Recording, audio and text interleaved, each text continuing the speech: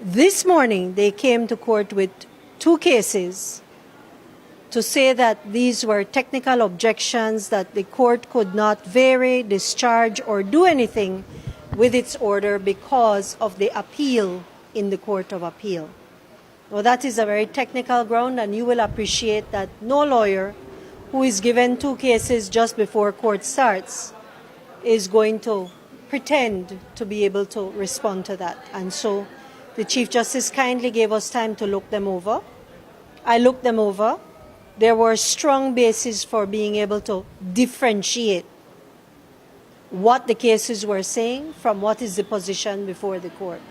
However, I have a duty and an obligation to consult with the defendants. I did so, and specifically because Mr. Courtney stood up in court and said this morning that he had, or that the claimants had no issue with the factual basis of what was contained in those affidavits, that the defendants decided, since really what the bottom line is that it is a moot point, that we would simply withdraw the application.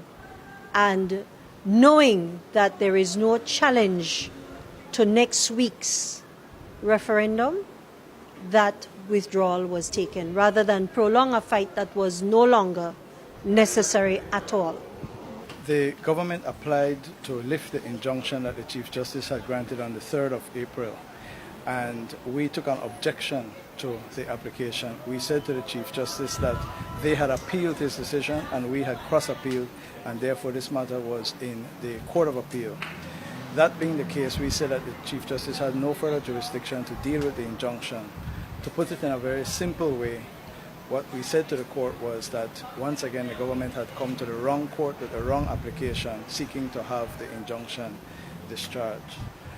They asked for time, and the Chief Justice gave them until 3 o'clock this afternoon, and when they returned to court, without expressly saying so, they in effect said that they withdrew their application. So effectively they have said that we are right and they are wrong.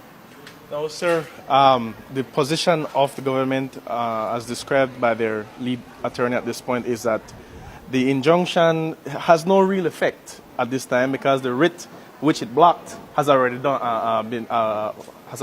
expired. Right. But once again, I think the focus is on the wrong thing. You have to understand that the claimants in this case are challenging the special agreement, right? And the Chief Justice, you will recall, said that he didn't think that we made out an arguable case on the special agreement limb, which we have taken to the Court of Appeal. We want the Court of Appeal to rule on that so that we can have a determination as to whether or not the special agreement is constitutional.